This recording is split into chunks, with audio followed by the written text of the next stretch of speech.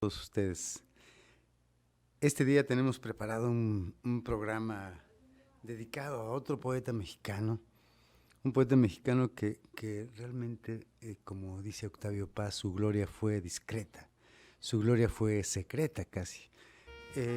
Me refiero a Javier Villaurrutia, eh,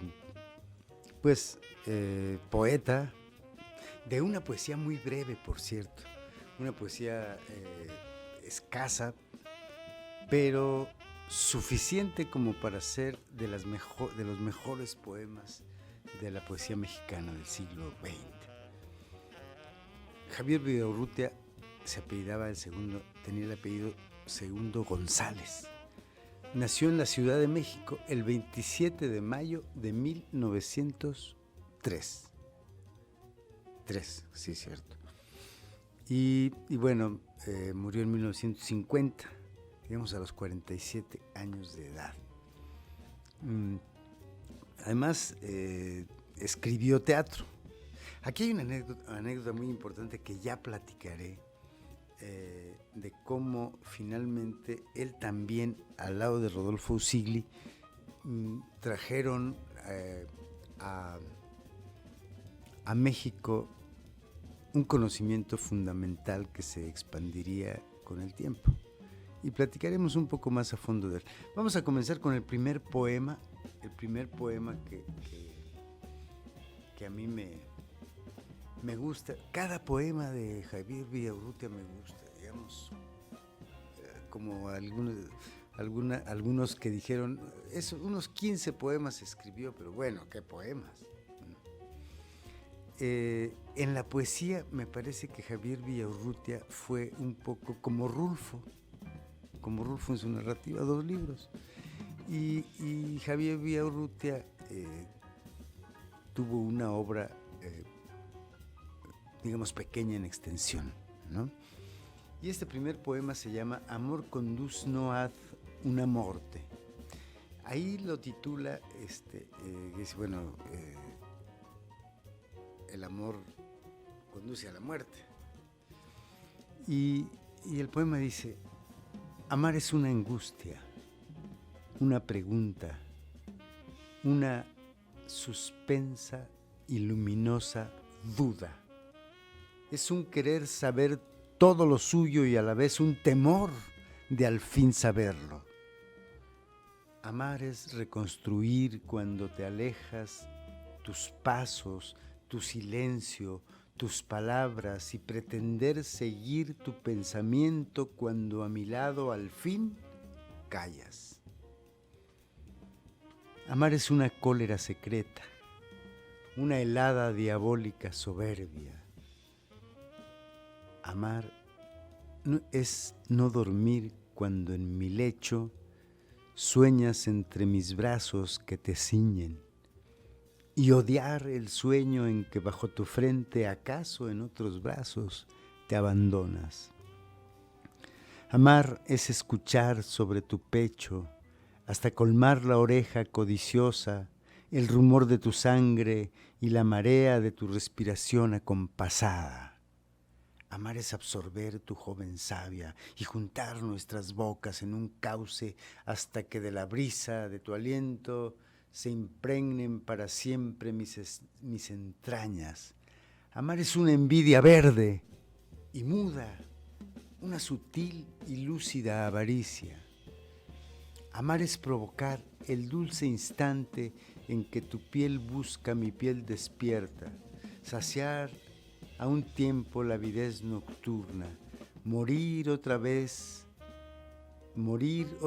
la misma muerte provisional, desgarradora, oscura.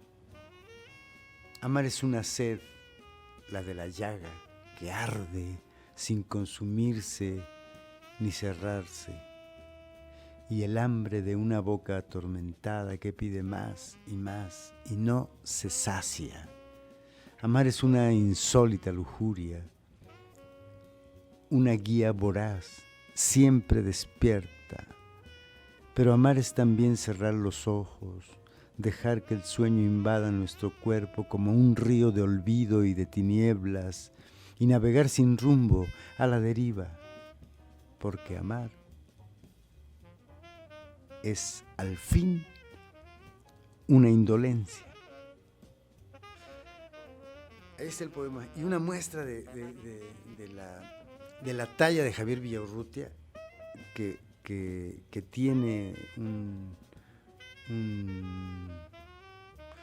una sonoridad. Aquí sí, en esta poesía de Javier Villaurrutia, sí hay una sonoridad perfecta, pero además hay una profundidad de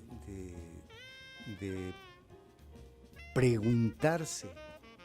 Dice Paz, la poesía de Javier Villaurrutia no está en el antes ni el después, sino en el entre. Les voy a leer un poquito lo que dice Octavio Paz más adelante sobre la poesía de Villaurrutia. ¿Quién más que Octavio Paz supo de su poesía? Él escribió un libro, ahorita no recuerdo, sobre Javier Villaurrutia, maravilloso, que se llama Figura y Genio, no estoy seguro. Lo publicó el Fondo de Cultura Económica, pero es un libro delicioso sobre la obra y vida de Javier Villaurrutia. Habla de ese solitario que era Javier Villaurrutia y cómo escribió finalmente, muy cercano a lo que él vivía. Hay un abandono tremendo en la poesía de Villaurrutia, ¿no? Vamos a leer otro poema. ¿Alcanzamos, Quique? Hoy está Quique con nosotros aquí en la producción, que Dante tuvo que irse de viaje. Entonces, bueno, vamos a leer Nocturna Rosa, que es un poema que está dedicado a José Gorostiza, el autor de Muerte sin fin, otro poeta de poca poesía, pero honda, que habrá que leerlo también. Hay que buscar un espacio para José Gorostiza. Pero volvamos. Nocturna Rosa está dedicado a José Gorostiza. Yo también hablo de la rosa, pero mi rosa no es la rosa fría, ni la piel de niño, ni la rosa que gira tan lentamente que su movimiento es una misteriosa forma de la quietud. No es la rosa sedienta, ni la sangrante llaga, ni la rosa coronada de espinas, ni la rosa de la resurrección. No es la rosa de pétalos desnudos, ni la rosa encerada, ni la llama de seda, ni tampoco la rosa llamarada. No es la rosa veleta, ni la úlcera secreta, ni la rosa puntual que da la hora, ni la brújula rosa marinera. No, es la rosa rosa. No es la rosa rosa, sino la rosa increada, sumergida rosa, la nocturna, la rosa inmaterial, la rosa hueca. Es la rosa del tacto en las tinieblas. Es la rosa que avanza enardecida, la rosa de rosadas uñas, la rosa yema de los dedos ávidos, la rosa digital, la rosa ciega. Es la rosa moldura del oído, la rosa oreja, la espiral del ruido, la rosa concha siempre abandonada en la más alta espuma de la almohada. Es la rosa encarnada de la boca, la rosa que habla despierta, como si estuviera dormida. Es la rosa entreabierta de la que emana sombra, la rosa entraña que se pliega y expande, evocada, invocada, abocada. Es la rosa labial, la rosa herida, es la rosa que abre los párpados, la rosa vigilante, desvelada, la rosa del insomnio, deshojada. Es la rosa del humo, la rosa de ceniza, la negra rosa del carbón diamante, la silenciosa orada de las tinieblas, la silenciosa que orada las tinieblas y no ocupa lugar en el espacio. Qué poema sobre la rosa, ¿no? Cuando la rosa ya en ese entonces ya era un lugar común en la poesía modernista, ¿no? En la poesía posmodernista y desde los románticos, ¿no? La rosa era un símbolo importante. Sin embargo, Javier Villaurrutia sale ileso de utilizar ese lugar ya común. Cabe mencionar aquí una cosa, el primer verso que dice, yo también hablo de la rosa. Esa línea le sirvió a Emilio Carballido, más o menos debieron haberse conocido, Emilio Carballido y Javier Villaurrutia. Así se llama una obra de teatro magnífica de Emilio Carballido. Reparemos sobre unas imágenes, ¿no? Es la rosa del humo, la rosa de ceniza, la negra rosa de carbón diamante que silenciosa orada las tinieblas y no ocupa lugar en el espacio. Es una imagen totalmente etérea, ¿no? Es una rosa etérea, una rosa fascinantemente fantástica, ¿no? Aquí las imágenes son muy profundas, muy atractivas. Vamos a un corte, regresamos y les platico qué va a haber mañana en Luna Mía Café, mientras le doy unos tragos a mi cafecito. Pues regresamos.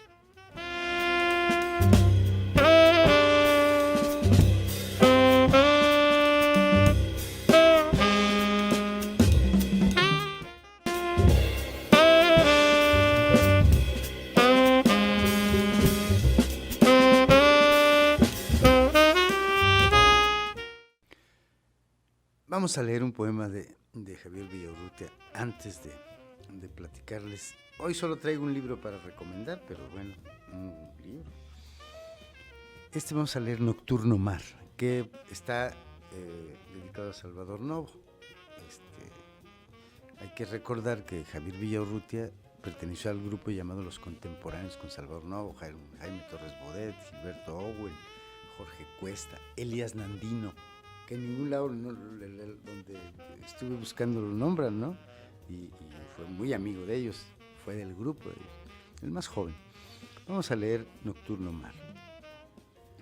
Ni tu silencio duro cristal de duro roca, ni el frío de la mano que me tiendes, ni tus palabras secas, sin tiempo ni color, ni mi nombre, ni siquiera mi nombre que dictas como cifra desnuda de sentido,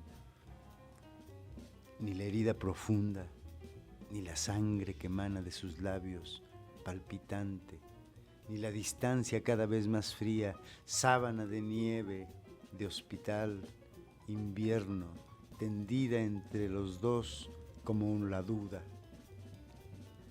Nada podrá ser más amargo que el mar que llevo dentro, solo y ciego, el mar antiguo Edipo que me recorre a tientas desde todos los siglos, cuando mi sangre aún no era mi sangre, cuando mi piel crecía en la piel de otro cuerpo, cuando alguien respiraba por mí que aún no nacía. El mar que sube mudo hasta mis labios, el mar que me satura con el mortal veneno que no mata, pues prolonga la vida y duele más que el dolor. El mar que hace un trabajo lento y lento, forjando en la caverna de mi pecho el puño airado de mi corazón. Mar sin viento ni cielo, sin olas, desolado, nocturno mar sin espuma en los labios, nocturno mar sin cólera, conforme con lamer las paredes que lo mantienen preso y esclavo, que no rompe las riberas, y ciego que no busca la luz que le robaron, y amante que no quiere sino su desamor. Mar que arrastra despojos silenciosos, olvidos olvidados y deseos, sílabas de recuerdos y rencores, ahogados sueños de recién nacido, perfiles y perfumes mutilados, fibras de luz y náufragos cabellos, nocturno mar amargo que circula en estrechos corredores de corales, arterias y raíces y venas y medusas capilares. Mar que teje en la sombra su tejido flotante, con azules agujas ensartadas, con hilos nervios y tensos cordones, nocturno mar amargo que humedece mi lengua con su lenta saliva, que hace crecer mis uñas con la fuerza de su marea oscura. Mi oreja sigue su rumor secreto. Oigo crecer sus rocas y sus plantas que alargan más y más sus labios dedos. Llevo en mí como un remordimiento, pecado ajeno y sueño misterioso, y lo arrullo, y lo duermo, y lo escondo, y lo cuido, y le guardo el secreto.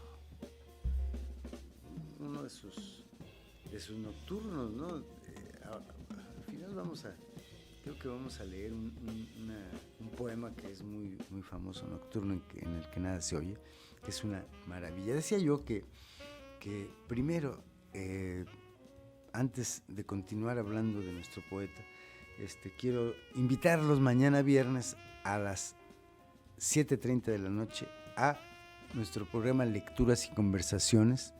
Esta vez estará Armando Luna, poeta, médico además, y Juan Pablo Ramírez Gallardo, poeta y filósofo. Leerán sus poemas ahí, conversaremos sobre lo leído, sobre la poesía, sobre las armas que tenemos los hombres para escribir poesía, en fin. Ahí será la conversación mañana en Luna Mía Café Alonso de Cáceres 78-B, y que ya nos estamos despidiendo de esa dirección. Nos vamos a cambiar acá por otro rumbo, un poco más al sur, en la Lázaro Cárdenas, en la avenida Lázaro Cárdenas y Batalla de la Angostura. Por ahí va a estar Luna Mía Café, ya les avisaremos, pero por lo pronto mañana les invito a esa lectura. Y hoy quiero nada más recomendar un libro. Me encontré una edición que yo tenía de cuando era estudiante. Una edición de 1984 de Moby Dick o La ballena de Herman Melville, que es una traducción. Este es de la colección Nuestros Clásicos, que dirigía en ese entonces Augusto Monterroso. Es una edición de 1984, cuando yo estaba terminando la escuela. Y bueno, esta coleccioncita pues era muy barata. Entonces es el tomo número 1. Primero salió en 2 tomos, 1 y 2. Yo recuerdo que también Nostromo de Joseph Conrad salió en 2 tomos. Entonces yo me compré el 1 y el 2 de Herman Melville, y duré años en haber leído nada más el tomo 1 de Nostromo de Joseph Conrad. Y años después encontré Nostromo en la UNAM, ya la edición de la UNAM, en un solo tomo, y pues ya tuve que leer la segunda parte, pero me regresé y volví a leerla toda. Bueno, este libro lo recomiendo, y por supuesto pues Moby Dick en la edición que quieran, pero esta de la UNAM tiene una introducción nada menos que de Carlos Fuentes. Muy buena la introducción, magnífica la interpretación de la novela que hace Fuentes en este libro. Ese libro recomiendo hoy, la novela Moby Dick de Herman Melville, y si se encuentran la edición, que es ahora en un solo tomo de la UNAM, cómprenla. Muy bien, decíamos que Javier Vidaurrutia, hay toda una leyenda sobre Rodolfo Usigli, quien se fue a estudiar teatro a Yale en Estados Unidos. A su regreso, fue el primer maestro de teoría y composición dramática en la universidad, en la Facultad de Teatro, en la Escuela de Teatro, y vino dando esa clase, y una de sus alumnas destacadas fue Luisa Josefina Hernández, que cuando Usigli se retira de dar clases, la toma Luisa Josefina Hernández, contemporánea de Sergio Magaña, de Emilio Carballido, en fin. Y ella se queda dando clases. Cuando yo llego a estudiar, me toca de maestra. ¿Qué cosa? Bueno, decíamos que es toda una historia y muy conocida que Usigli aprendió muy bien en Yale, en Estados Unidos. Hizo estudios, pero ¿quién creen que iba con él? Javier Villaurrutia. Y la prueba está que, bueno, escribió obras de teatro, pero eso quería platicarlo, porque él, al igual que Rodolfo Usigli, fue a aprender teatro, y gracias a Rodolfo Usigli, que además hay que recordar, siempre decimos, la primera obra de teatro estructurada, perfecta, maravillosa, es El Gesticulador, una de las obras más hermosas y más interesantes del teatro mexicano, y que se dice que es la primera obra con un contenido, con una estructura dramática perfecta, con una historia muy bien contada, con una crítica extraordinaria. Pero nos olvidamos de una obra que también es iniciadora y se publica por ese tiempo, que se llama Invitación a la Muerte, de Javier Villaurrutia. Pero Javier Villaurrutia fue un hombre muy discreto. Paz lo dice. Octavio Paz lo dice en un texto que está en una edición de la poesía de Javier Villaurrutia, que dice a la letra: el gobierno mexicano, gran embalsamador y petrificador de celebridades, ha mostrado una soberana indiferencia ante la obra y la memoria de Villaurrutia. Tal vez haya sido mejor así. Se ha salvado de la estatua grotesca y de la calleja con su nombre.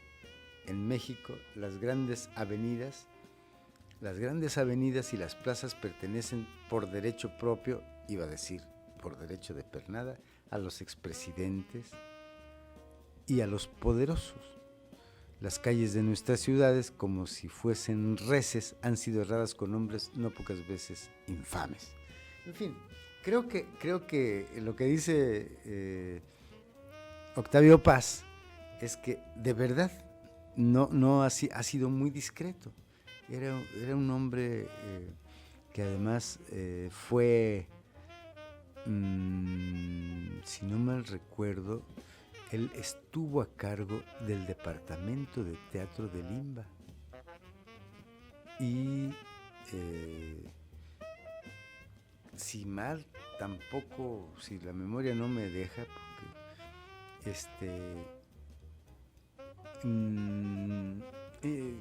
muy amigo de Salvador Novo, dirigió una revista, Ulises, y con él, por el 27, el 28 más o menos, llegó a 6 números la revista.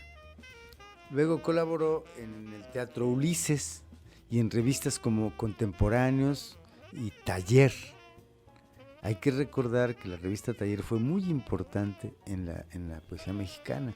Letras de México también, El Hijo Pródigo, Nuestro México, El Espectador, México en la Cultura, del diario Novedades en ese tiempo, ¿no? También hubo una revista que hicieron durante su tiempo en la Escuela Nacional Preparatoria con Octavio Paz y con Salvador Toscano y Arnulfo Martínez Lavalle. ¿Quién más?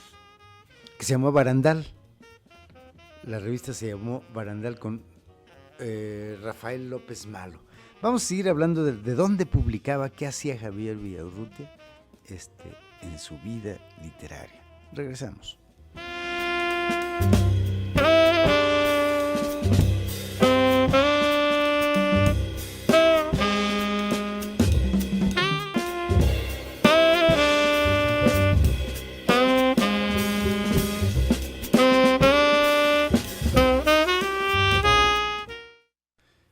Ya estamos de regreso. Y mire, le voy a dar el dato exacto de cuándo Villaurrutia fue a la escuela. Él recibió la beca en 1935. Recibió la beca Rockefeller.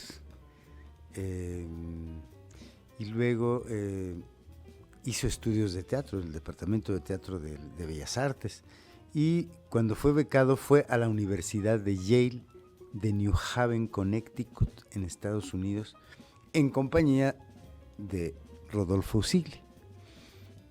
Bueno, ya sabemos que el grupo de los contemporáneos se llamaban el grupo de los amigos o el grupo de los forajidos, ¿no?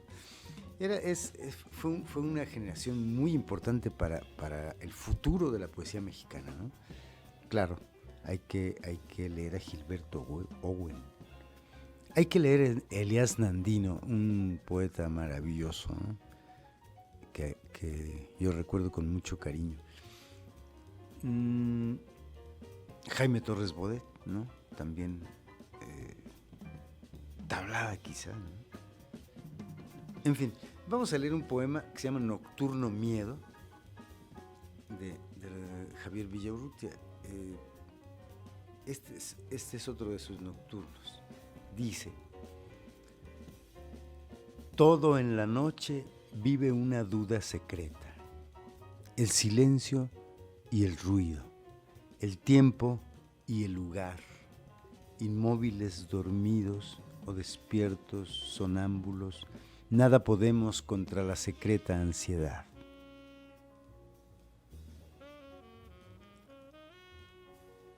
Y no basta cerrar los ojos en la sombra, ni hundirlos en el sueño para ya no mirar, porque en la dura sombra y en la gruta del sueño, la misma luz nocturna nos vuelve a desvelar. Entonces, con el paso de un dormido despierto, sin rumbo y sin objeto nos echamos a andar.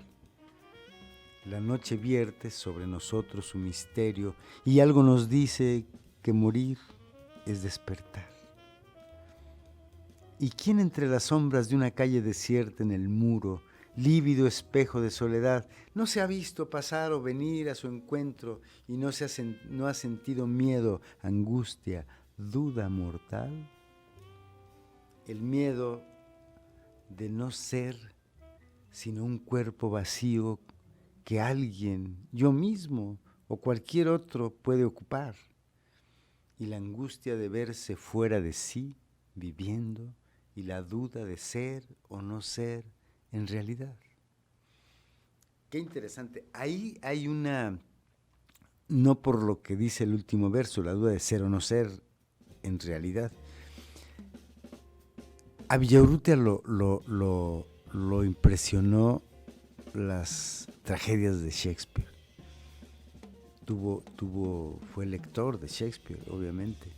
Y esto tiene mucho que ver con esas, habla de la duda, ¿no? Sobre el misterio de la noche, sobre el no saber si el miedo, la duda, todo eso, muy shakespeariano, y lo podemos ver en Hamlet. Hamlet dudó, eso fue lo que lo llevó a ir a escarbar en el pozo más, a hacer un pozo muy hondo para encontrar la verdad del asesinato de su padre, ¿no? Entonces, Villaurrutia aquí pone, digo, en el primer verso, en este poema que tiene mucho de una estructura como el soneto, ¿no? Todo en la noche vive una duda secreta. Ahí está, ¿no? El silencio y el ruido, el tiempo y el lugar. Nada podemos contra la secreta ansiedad. Fíjense. En fin, Villaurrutia colaboró en muchas revistas, estuvo dirigiendo muchas revistas, fue un entusiasta,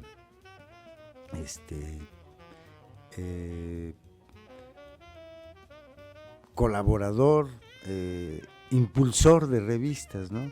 Es decir, era un grupo, hay que recordarlo muy bien, era un grupo muy poderoso en el mundo de la cultura en México. Salvador Novo ocupó cargos importantes en la cultura. Fue cronista de la Ciudad de México, ¿no? Y bueno, en Villaurrutia también hizo guiones de películas, hizo ensayos y escribió una novela que les voy a decir cómo se llama en un momento. Pero Quien ha visto la película de Vámonos con Pancho Villa no imaginaría que le escribió el guión Villaurrutia. Javier Villaurrutia escribió el guión de la película Vámonos con Pancho Villa. Escribió también guiones como 5 fueron escogidos, y hay otra, La mujer de todos, es otra película. También escribió El espectro de la novia, La mujer sin cabeza, Distinto amanecer, que ese es de los 40, del 43 para ser exactos. La mujer legítima. Y bueno, también hay que recordar, estudió leyes y la dejó trunca, ¿no? Pero para dedicarse a la literatura y hacer estudios en ese otro campo. Fue profesor de literatura en la Universidad Nacional y jefe de la sección teatral del Departamento de Teatro de Bellas Artes.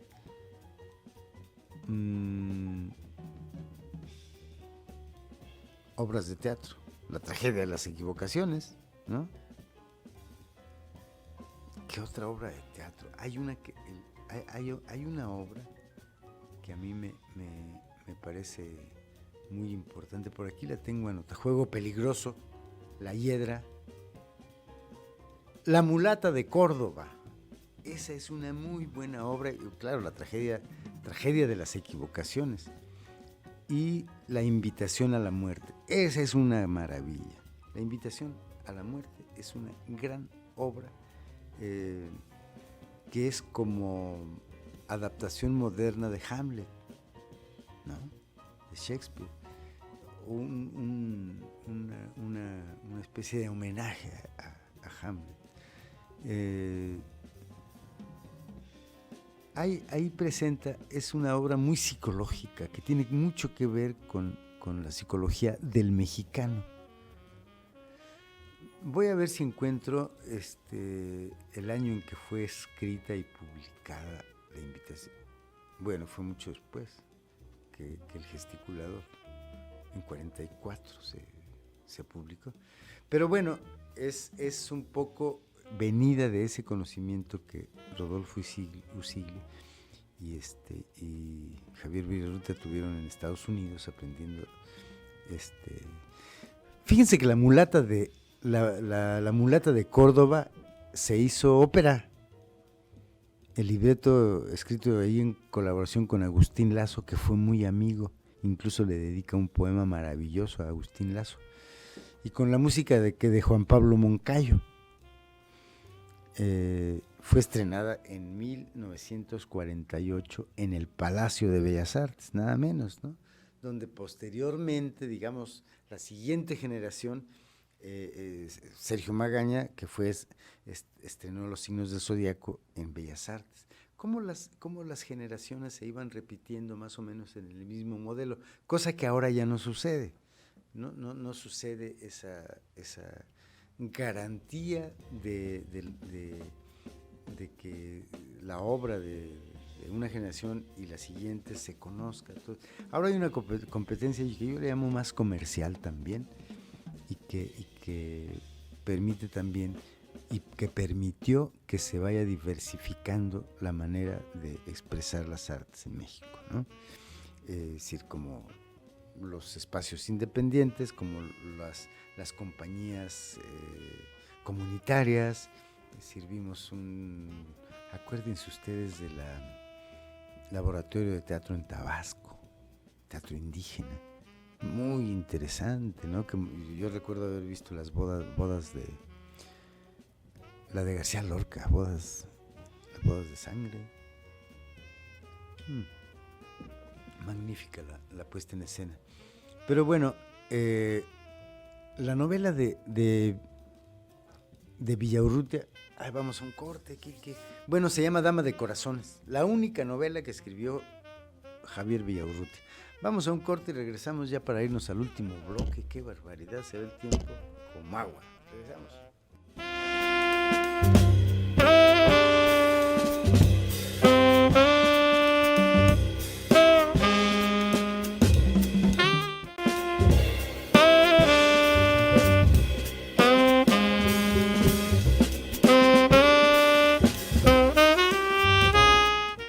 Ya Ya estamos de regreso y seguimos hablando de Javier. Sigo divagando, ¿no?, sobre Javier Villaurrutia, porque lo que yo hago es divagar.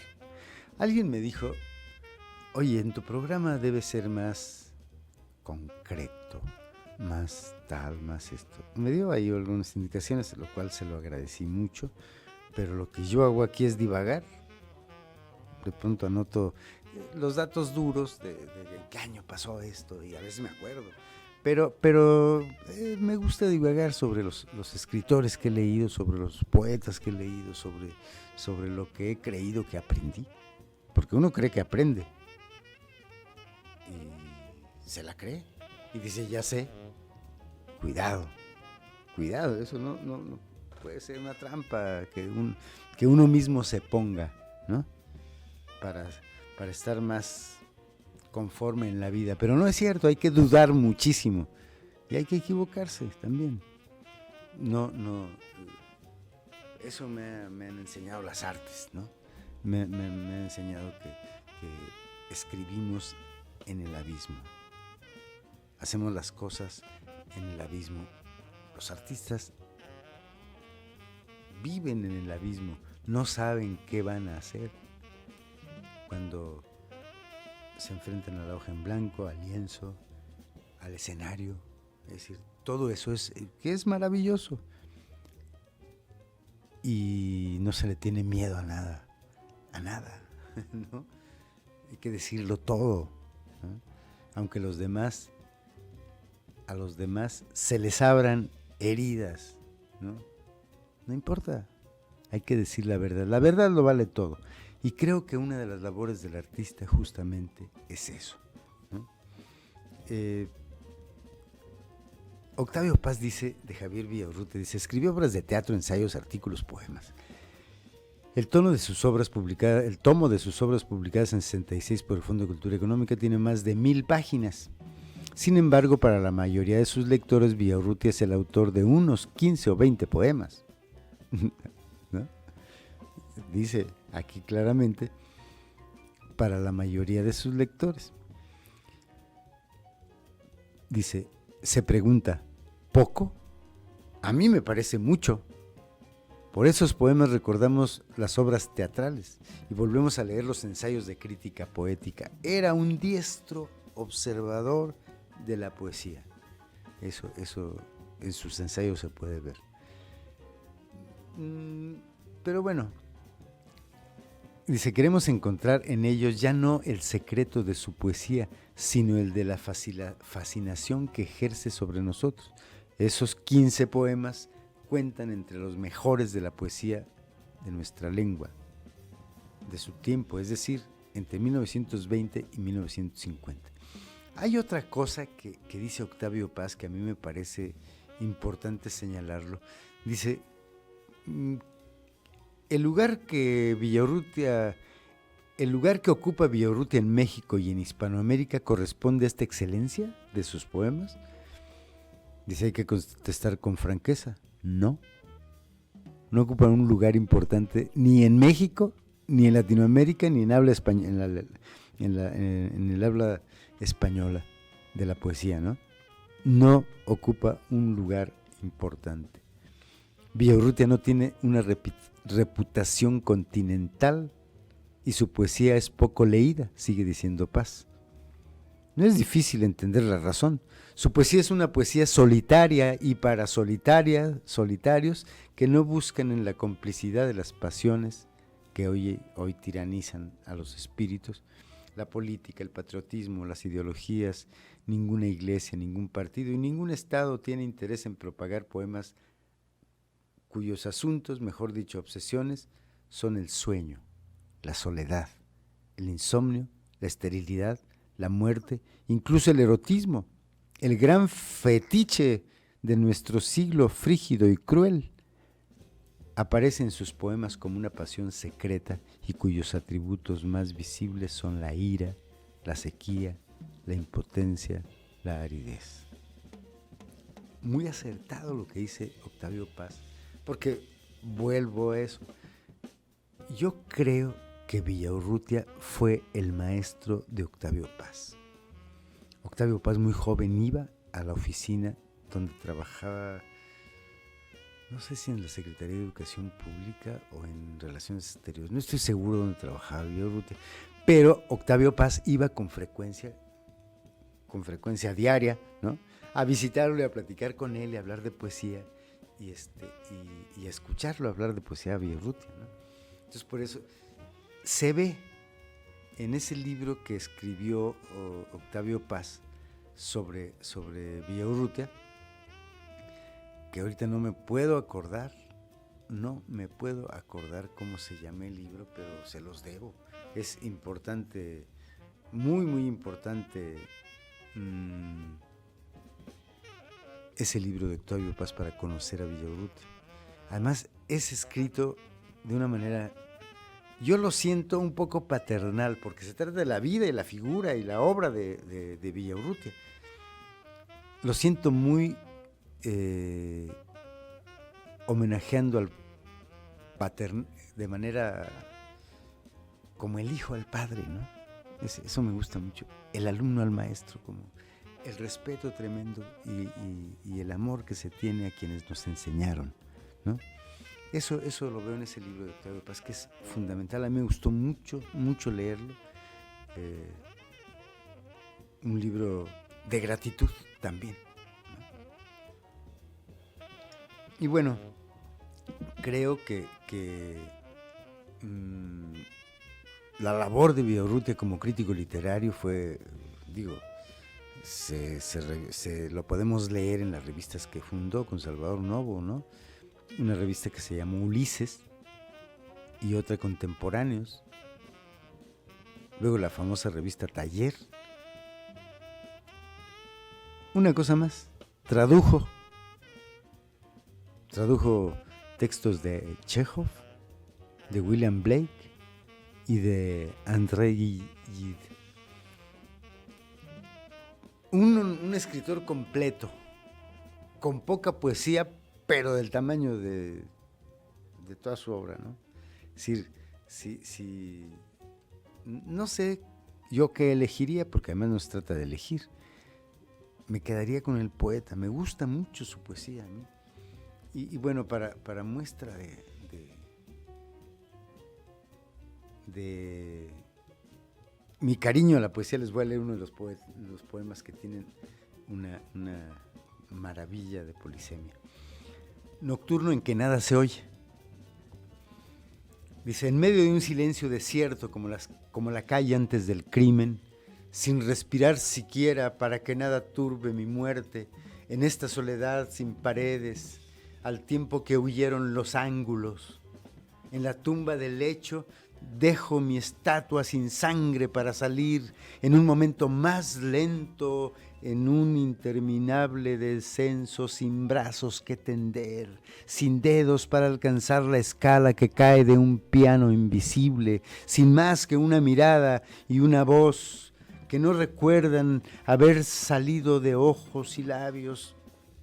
¿Qué son los labios? ¿Qué son las miradas? ¿Qué son labios? Y mi voz ya no es mía, dentro del agua que no moja, dentro del aire de vidrio, dentro del fuego lívido que corta como el grito, y en el juego angustioso de un espejo frente a otro, cae mi voz. Y mi voz que madura, y mi voz que madura, y mi voz que madura, y mi voz quema, dura, como el hielo de vidrio, como el grito de hielo. Aquí en el caracol de la oreja, el latido de un mar en el que no sé nada, un mar en el que no sé nada, porque he dejado pies y brazos en la orilla.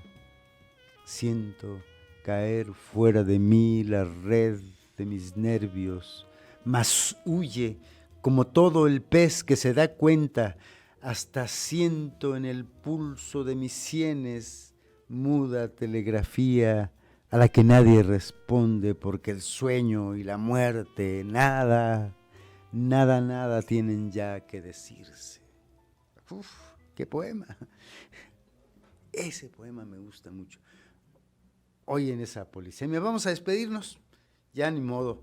Hoy recomendamos Moby Dick. Mañana hay lecturas y conversaciones en Lunamía Café. Me despido con el último poema, que es un poema breve que se llama Nocturno a la estatua y está dedicado a Agustín Lazo. Soñar, soñar la noche, la calle, la escalera y el grito de la estatua desdoblando la esquina, correr hacia la estatua y encontrar solo el grito y querer tocar el grito y solo hallar el eco, querer asir el eco y encontrar sobre el muro y correr hacia el muro y tocar un espejo, hallar en el espejo la estatua asesinada, sacarla de la sangre de su sombra, vestirla en un cerrar de ojos, acariciarla como una hermana imprevista y jugar con las fichas de sus dedos y contar a su oreja 100 veces hasta oírla decir: estoy muerta de sueño.